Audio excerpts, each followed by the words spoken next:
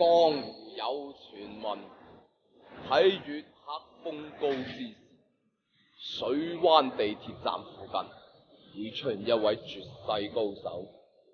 佢憑借住一隻鑊、一隻鏟，做出咗令世人驚豔嘅美食。係時候去拜會下佢啦。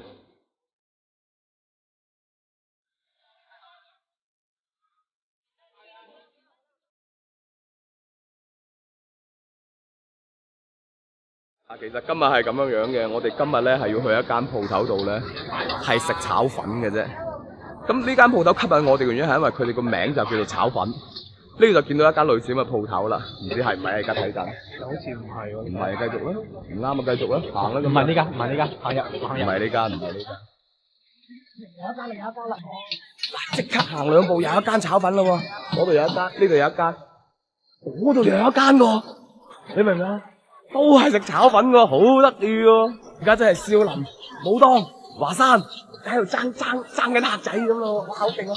而家睇我電話號碼先，係咪呢間？係啊，哦，係呢間135啊，嗱。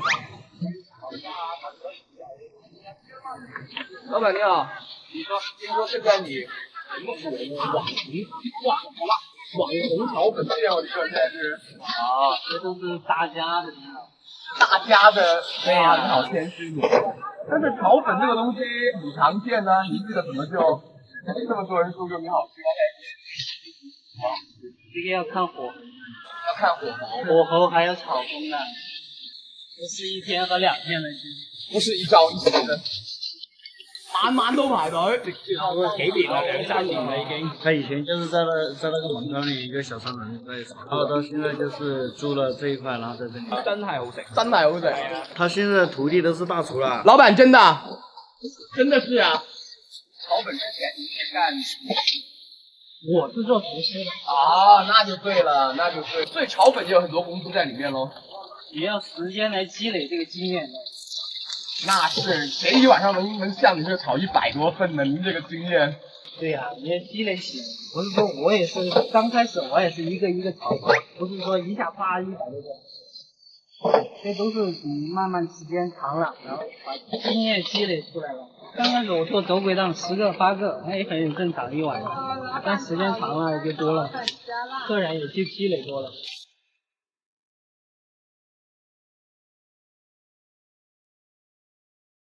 哇，倒油啊！竟然係一招老達拔柳喎！落英繽紛劍法呢個問題，降龍鏟，刻苦偷心用嚟兜河粉啊，真係冇得頂啦！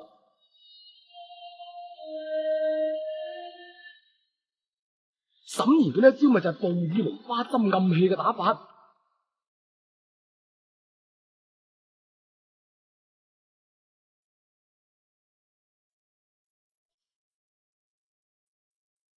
咁基於一代宗師啊，黃師傅去嗰度咧係唔提供座位嘅，於是乎食粉咧，我就走咗上嚟一個人哋一個露台咁嘅位啦。首先會試下嘅係佢嘅炒粉先嘅。其實一開蓋嗰陣時已經聞到好香噶啦。各位我唔係啦，第一佢啲粉咧好幼細，每一條都各自各分開，唔會抖抖甜甜。呢個係我中意食嘅炒粉嘅嗰種嘅口味嚟嘅。於是乎每一條粉嘅表面咧都吸滿晒佢調味又好，或者其他嘅味道又好，然後每一條粉嗒落都有佢嘅滋味喺度。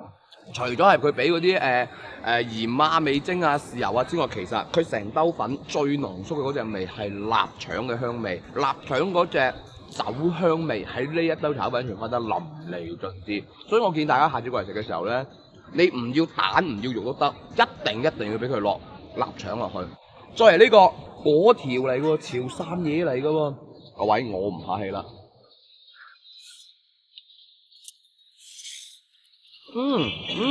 喂，果條好食過炒米粉，佢會比炒米粉更甚係嗰種食晒其他嘢嘅味道喺入邊。哇，呢個好食，呢個真好食，呢個啡雕咧直頭香我嚟送走。佢呢個真係好食，而且佢呢個仲有一樣好，佢嘅鑊氣咧。由於嗰條咧本身夠大條啲啊，大條個炒粉啦，更加有體驗。表面嗰種燶燶地、焦焦地，係叫美拉德效應啊，好靚。咁啊！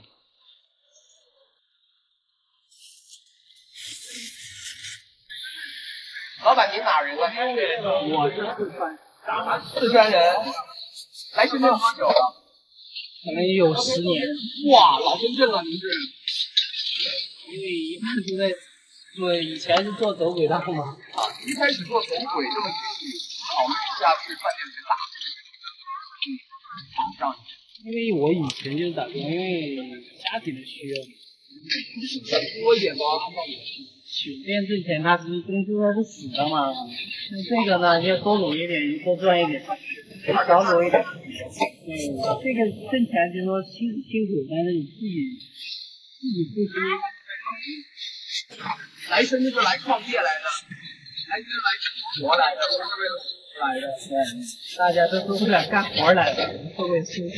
他们就是客人都是常客，都看见我就始终做到现在，也就是说没有什么多余的那些什么，就是说经营之道嘛，我们就是老老实实的做。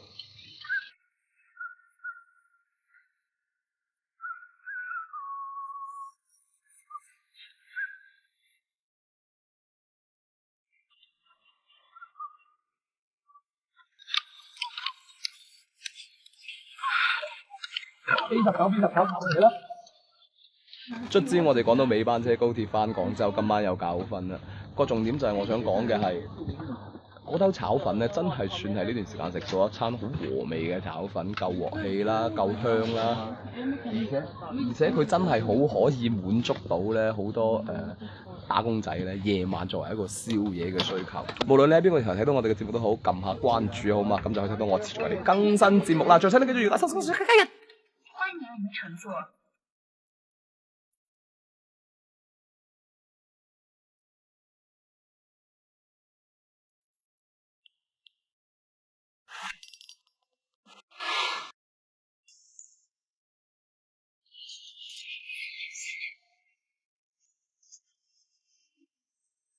刚刚准备打车去新街口，从这边打车，然后你要打车对不对？对，排队，我也在等车。我下车了。哦，我看到你，他看到你特地下车。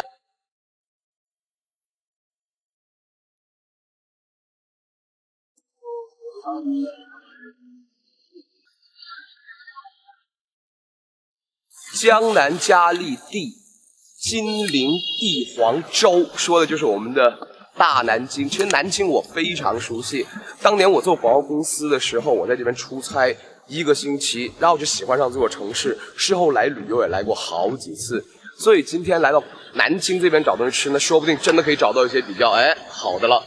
首先第一家厉害了，一家私房菜馆，吃过的人都说味道很好，这家店据说很难找。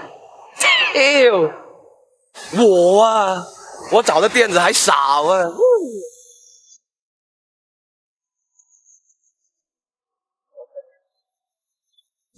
科巷啊，我们的目的地就在这一条巷子里面。这里附近是不是有一家好外婆的私房菜馆啊？我不知道，没听说过是吧？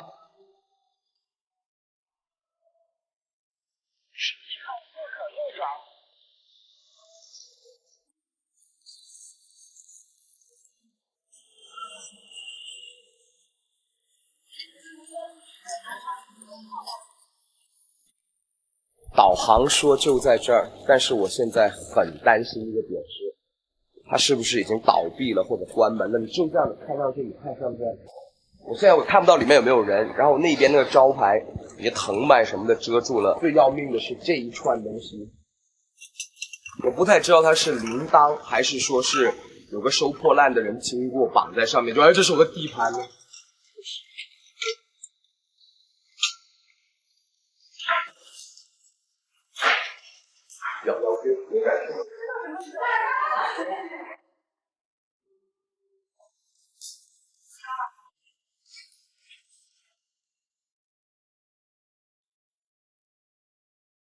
广东人吃饭肯定是喝汤先的，这个排骨全家福啊，没有说特别让我感到很惊艳，但是在今天阴雨绵绵的天气，一股起排骨当热度，舒服。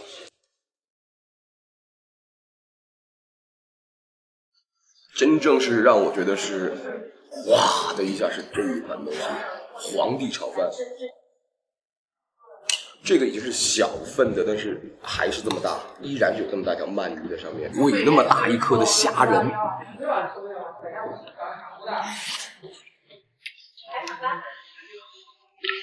等会，来了。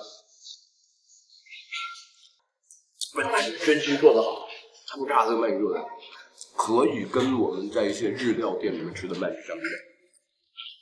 不错，酱汁浓厚，内肉软滑，它做的很棒，真的不输日料店的鳗鱼。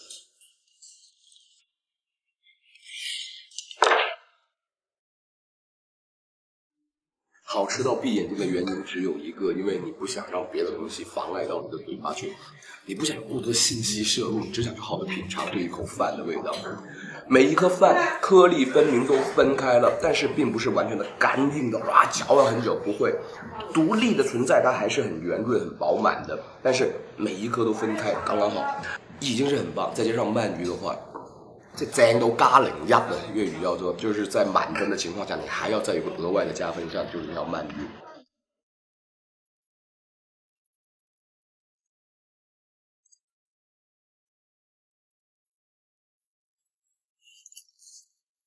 可爱的是，它的分量是很足，叫做一只手都抓不完那么多的排骨。如果小份是这样，你知道大份是怎么样的？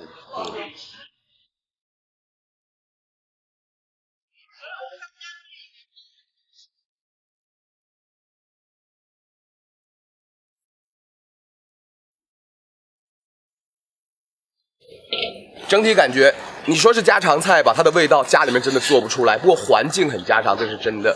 家常菜馆，我觉得只是形容的是它的环境，它的出品堪比大酒楼。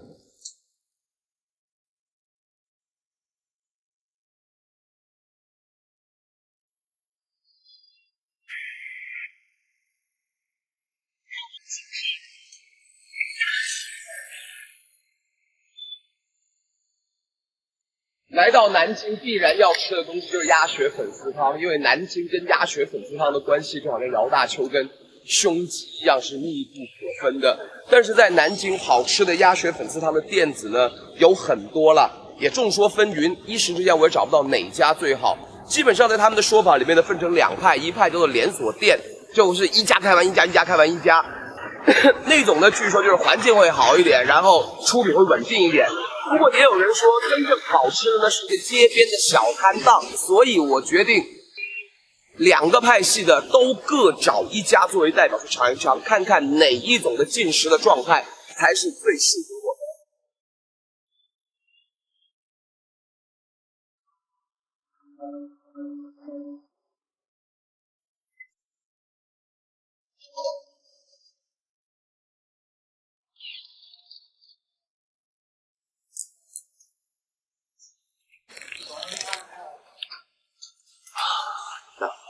刚入口的时候，你喝到的是清甜的清汤的味道，因为看它那种汤水的颜色都是白白的，薄度很厚。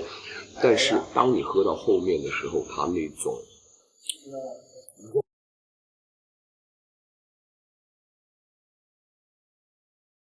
在这种湿的环境，就今天又下雨，今天萧敬腾上身非常不爽，这么湿的环境里面真的很舒服。吃鸭血粉丝汤，你不要太过分的去拆它每一个细节，说啊，这猪肝鸭肝怎么样，鸭血怎么样，不需要。实际上，你就把它所有东西看成是一个整体，就把它整一个放到嘴巴里面去吃，感觉就变得很棒了。最主要加分的是，在小店里面现在越来越热闹的时候，看到很多街坊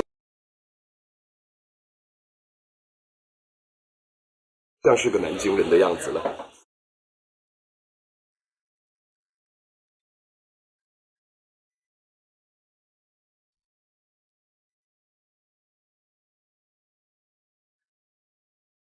你觉得好吃吗？这个很好吃。很好吃。您是住附近的？两个。鸭血粉丝汤怎么样才叫好吃？再搁一点辣，搁一点辣的是吧？有点辣。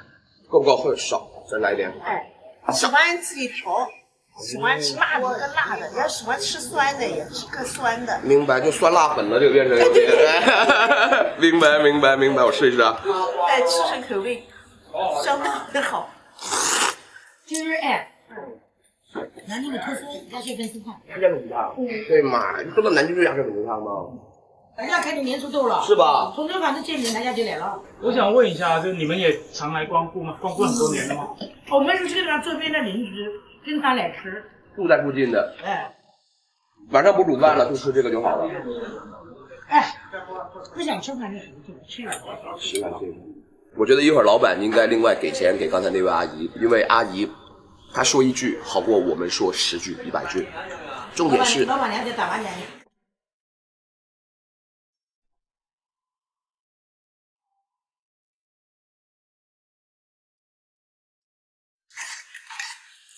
搞定，转场。镜头一转，来到是连锁店的代表鸭德堡，这一边据说呢也是很多南京人说不错吃的一家。汤头而言就没有昨天集中厚重凌厉两者兼重的感觉，并没有，但是它里面呢还是有着满满的这种鸭的鲜味儿、肉的甜味儿，这个还是有，但是那种变化不算特别大。而且它那个汤头有点偏咸，相对来说。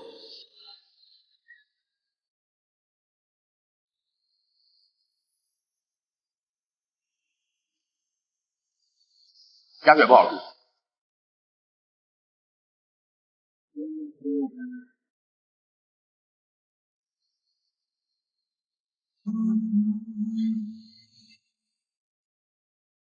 两顿吃完做一个简单的对比了，刚才那个鸭德堡呢，24块钱有很大的一碗了，料很足。相比它的金钟呢，它只需要9块钱一碗。不过相比之下，我其实自己更喜欢的是金钟，因为它更加接地气一点。有南京的朋友告诉我说，鸭血粉丝汤真的是包容了南京人的世界了。在当中，其实当地人对它吃的那种要求挺高的，汤头要是很鲜，但是不能是腥。配料定是足，而且重点是要是新鲜的这样一种状态，这一点其实更能体现的，我觉得是，真的是南京那种以小见大的状态。这期节目我们吃了很多鸭的内脏，那么问题来了，究竟鸭肉去哪里了呢？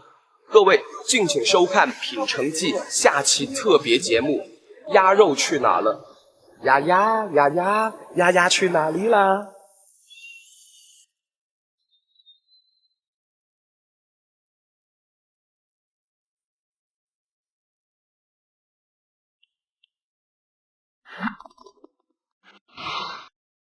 今日嚟到咗佛山鹽步呢一邊，呢一條街咧有啲嘈啊，大家落收音有少少嘅障礙。但係呢條街非常有名，當地人話俾我聽咧，呢條當地人叫做千年直街，有幾百年歷史噶啦都。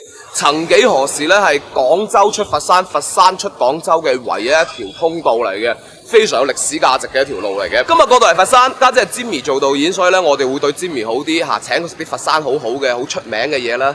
Jimmy 吃我一記佛山無影腳。講完辣雞之後，正式開飯，係身後面呢一間叫做能記燒臘，唔好睇小佢，鋪頭細細，做咗30。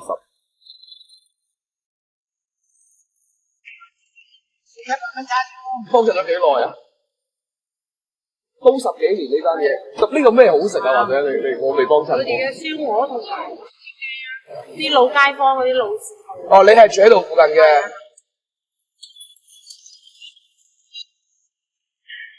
即係淨係呢一堂景，都令我翻到我讀書嘅年代，冇錯，就係3年前我仲讀緊書嘅。成人教育唔得啊！唉，我進取唔得，唔好笑啊姐，你笑到咁大啫。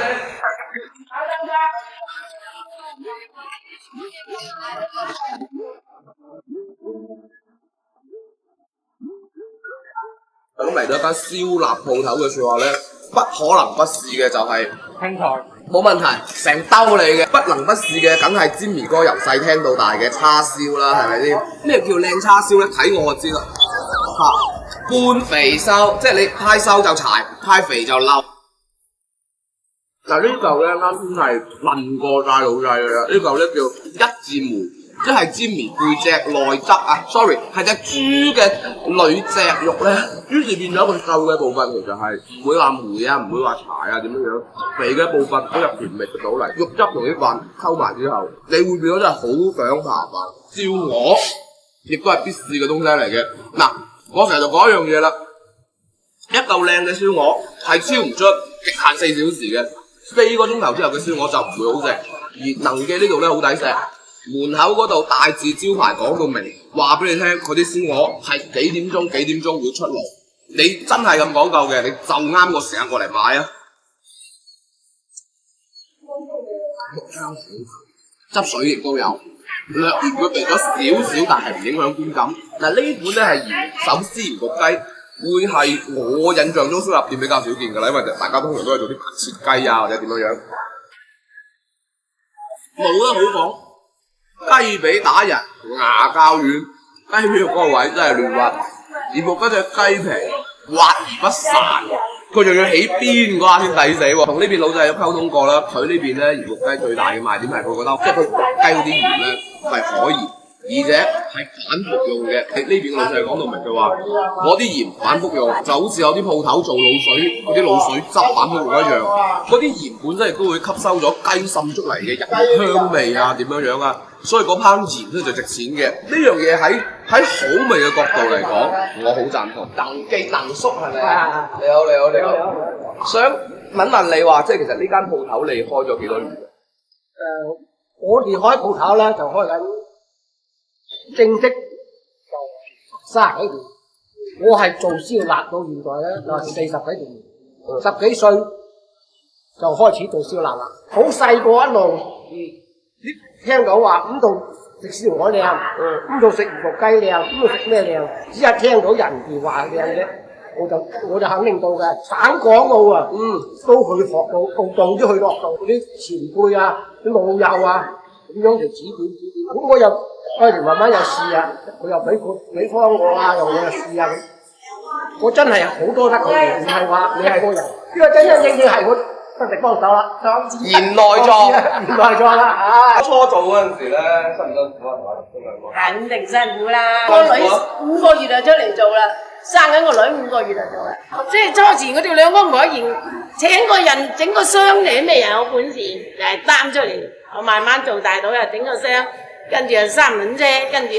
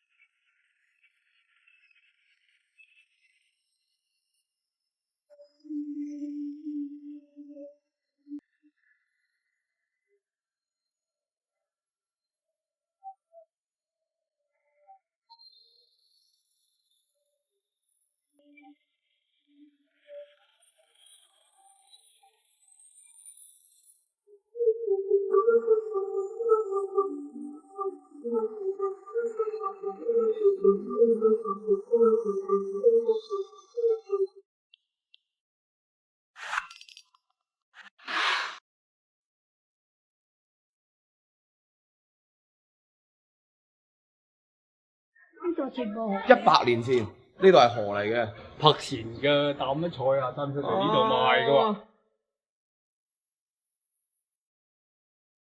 正式江門市嘅舊址就係三坑牙啲咁多地方，上面叫做賣雞仔。呢一個地方就係江門呢座城市嘅起點。走謝歌台只動船，風光最好是提前。呢條長堤咧，亦都俾人叫做小廣州㗎。填海啊，咁啊，精城係條街啊，係啦，冇錯啦。曾幾何時，佢係非常之輝煌嘅。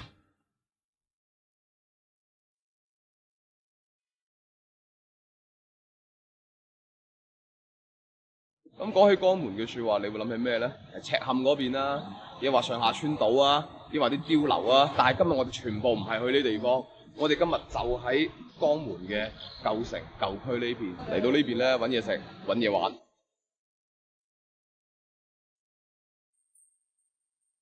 收面呢間嘢咧，冇睇個鋪頭細細，但係咧喺呢個惠食街當中咧，佢有個朵嘅，話如果未嚟過呢間咧，就未嚟過旁門咁滯㗎啦。咁既然我嚟到呢邊啦，都要例牌試一試嘅。美好嘅一天從早餐開始啊！我哋腸粉出門啦。我要個貴嘅，喂，好抵食喎呢度啲嘢。抵食唔貴啫。最貴呢個啦，牛腩蒸河10蚊，其他都平啦。之前咧喺東莞食過一間同樣都係以啲燒臘汁啊作為呢個腸粉豉油嘅鋪頭，嗰個味道咧會濃烈好多，野味好多。而呢一個咧，佢雖然話都係用咗燒鵝汁啦咁樣，但係佢嗰個其實味道唔會太搶啊，亦都有我哋一般腸粉嘅嗰種嘅香調。阿威哥話事㗎，一兜腸粉最緊要嘅就係佢嗰個汁，嗰個汁做得靚嘅説話，其實就好過你喺其他地方擺幾多料啊，花幾多心機咁樣。咁正常嘅腸粉嘅豉油其實就好繁複下嘅，但係佢呢個咧取巧同埋聰明嘅地方就在於，佢用咗現成嘅燒鵝汁，好香，唔會好搶，唔會話哇一味食到就係嗰隻燒臘味，唔會。燒鵝油係點解會諗到用呢樣嘢嚟做腸粉嘅？好耐之前都係咁做落嚟㗎啦。好耐就已經係㗎啦。好多人都追求中意呢個口味。應該係啲長輩打你啦嗰陣時。係啦係啦。唔該晒，唔該晒，生意興隆啊！你哋望，唔該晒，打攪晒，唔好意思。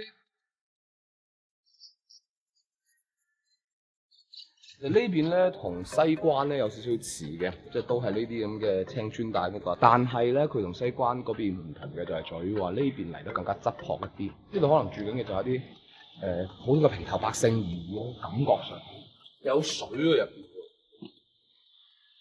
相信咧若干年前喺冇自來水嘅年代，可能呢個就係附近居民食用水嘅一個來源。保留得好完整咯，即係連啲古井都留翻喺度。發咗好有趣嘅嘢，即係呢棟樓佢個陽台咧係斜開去，實在諗唔明，有冇邊位知道嘅話俾我聽，評論彈幕嗰種話俾我聽。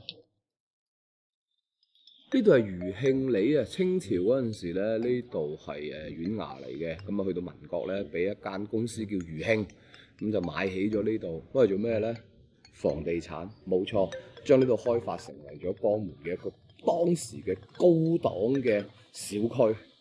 咁我喺度諗緊，如果嗰張地契佢今時今日齋手嘅説話咧，哇不得了啊老友！嚟到呢邊係六祖巷，將為一間咧食煲仔菜嘅餐廳啊，因為肚餓咧，因為咩啊？因為你入嚟啦！唔該，入邊係咪有間煲仔菜㗎食？係啊，入邊啊煲仔飯好嘢㗎，好嘢㗎，係咪出名㗎？叫咩名啊？哦，你入去睇下咧。啱啱食完出嚟啊，你哋。係啊。好，唔該晒。好似冇乜招牌仔㗎喎。咩？唔知幾時啲地界啊、啲碑啊，而家講晒係鋪地。乾隆10年。喺呢度啊，喺呢度，見到晒。哇，好香啊！你有冇飯㗎而家？有係嘛？點一個油鹽飯，然後點點菜，那樣吃比較好玩一點，對吧？牛腩有沒有？牛腩有，要個牛腩包咯。加要下次包。我要梅菜扣肉煲。揾成記啊？係啊，你好。戴咗眼鏡好靚仔啊！係多謝你，咁嘅大話都講得出，一定係我哋嘅觀眾啊！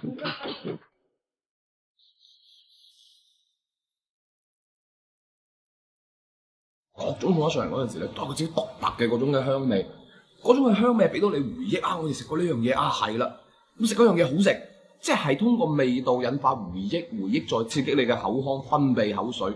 呢一個過程係好有趣，因為佢真係香味行先。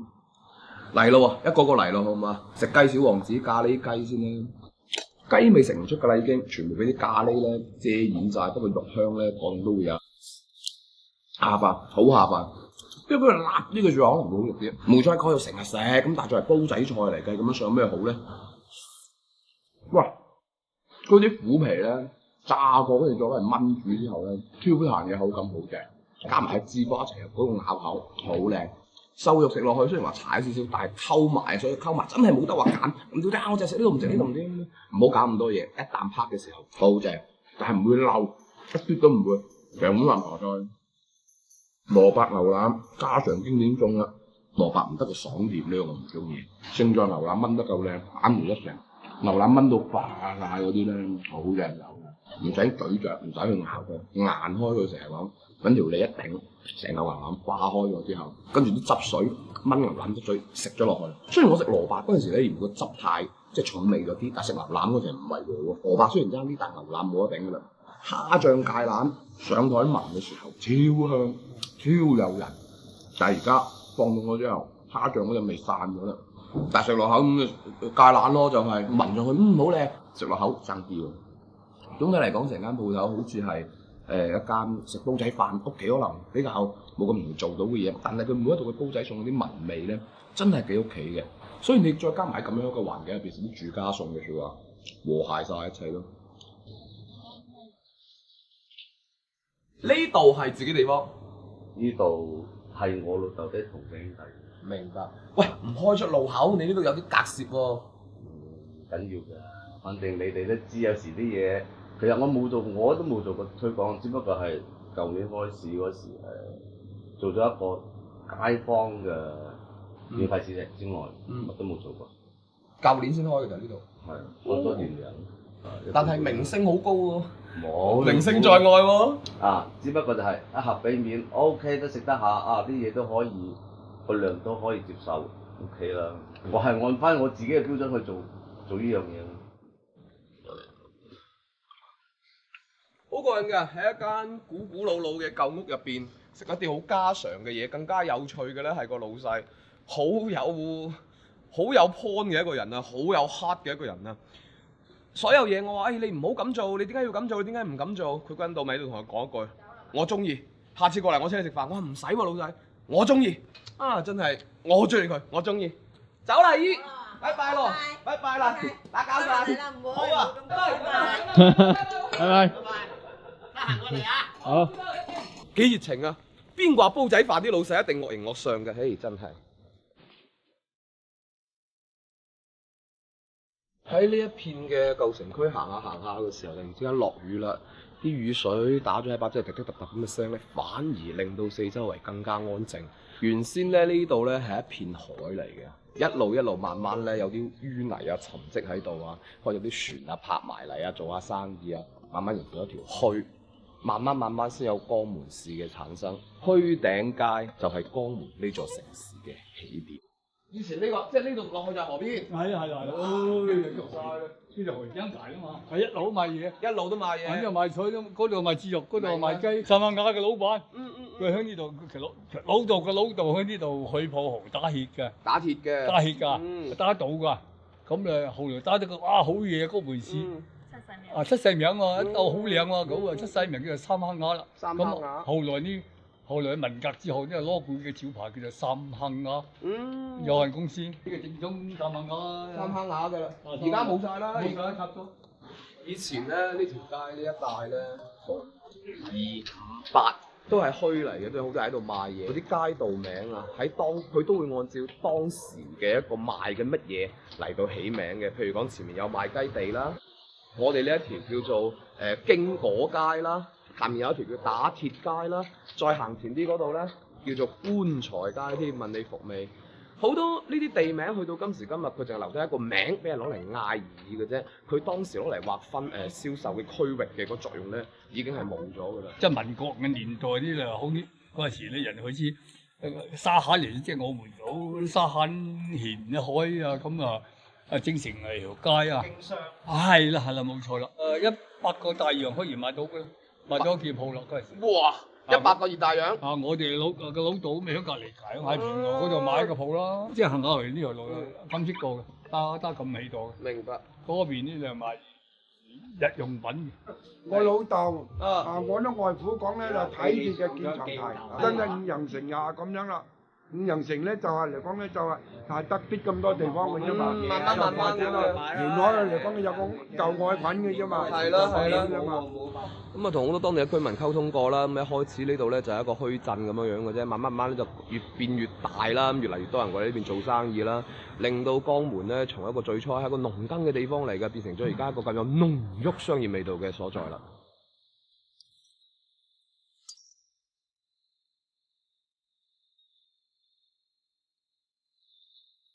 雨啊越落越大啦，咁啊求其揾咗一個騎樓底嘅避雨，咁跟住見到呢身後面呢棟嘢咧有個大字招牌叫做中華酒店，一做功課之下發現，哇不得了，原來呢間嘢咧係全江門號稱係第一代或者叫第一間嘅酒店嚟㗎啦，但係就好似我哋啱先喺咩賣雞地嗰邊一樣啦咁，係啊，可能個名仲喺度，但係已經冇晒當年嘅東西啦，而家就變咗一間精緻酒店，都係住宿，但係可能已經冇晒嗰陣時嘅文味啦，剩翻嘅就係門口一個大招牌。你食咩啊，師傅？有呢邊啊？係啊。哦，哇，係。華記湯寶，4位啊，唔該。好啊。後邊有鹽華，後邊有房間，喺邊度？我哋4個人，係啦，嗰度咯。嗱，明顯就係嗰啲舊古老大屋嗰啲放籠門嗰啲見到晒啦，入門口嗰陣時，舊屋改造。今日食嘅呢幾餐飯咧，好得意㗎。基本上咧，全部都係啲舊屋啊、舊房入邊。啱先中午食嗰餐煲仔飯、煲仔餸已經係啦，你睇呢間又係嘅，一睇上去十足十。我哋嗰陣時同阿達喺嗰個邊度啊？聚龍村住嗰度咧，就係咁樣樣㗎啦。都有好久歷史啦，已經。係你屋企定係點樣樣？係你啲祖業會唔會啊？唔係，我哋都係呢度本地嘅居民嚟嘅。我哋呢邊係我哋就佢哋出咗俾我哋，就攞嚟做餐飲用。點解會諗到話將一間呢啲古老大屋將佢即係咁翻新落嚟作為餐廳？因為比較有嗰個懷舊特色咯。而家好多年輕人一出世嘅話，就喺好多高樓大廈度，就好少會有啲咁嘅舊建築，有種懷舊嘅風情。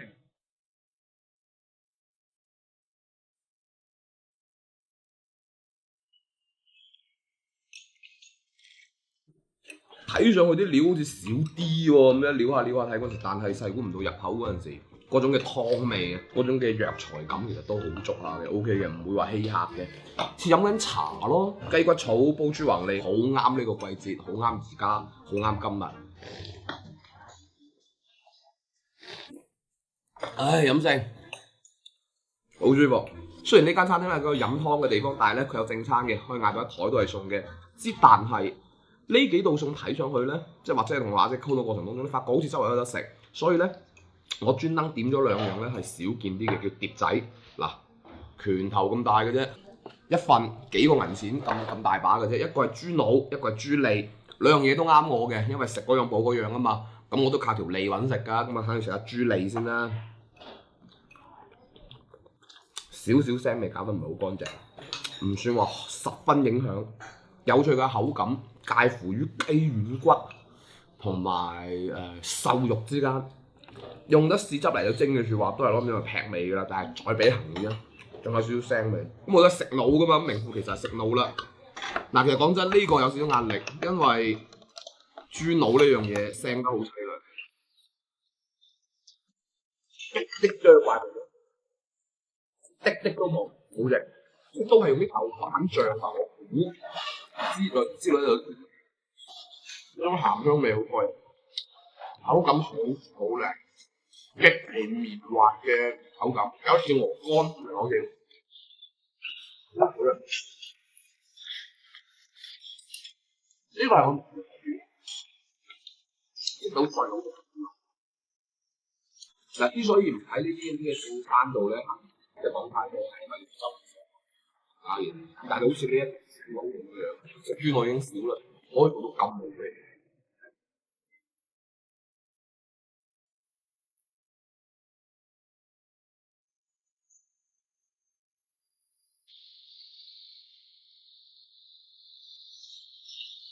酒謝歌台只動船，風光最好是提前。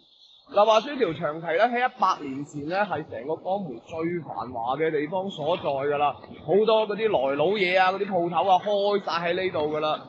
所以嗰陣時咧，呢條長堤咧亦都俾人叫做小廣州嘅，即係好繁華咁解啦。江門嘅地理位置其實係西江啦同埋蒲江嘅一個匯合點嚟嘅。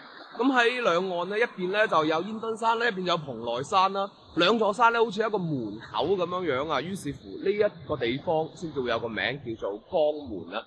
今日過嚟行佢哋呢邊嘅舊城區啦，發覺哇呢個真係襯到絕啊個天色，一路陰雨綿綿咁樣樣，基本上係睇唔到啲乜嘢好精彩嘅東西，甚至乎有啲煙悶添嘅。你就咁喺當中行嘅説話咧，你見到啊就係啲街咯、舊屋咯。但係如果你有心機，慢慢沉澱落嚟，慢慢去了解下佢當地嘅歷史，你會發覺都係咁樣一個名令我哋知道，哦原來呢座城市舊陣時仲有咁樣一段歷史，等我哋知道咗佢曾經嗰一帶係有幾咁輝煌、幾咁虛撼。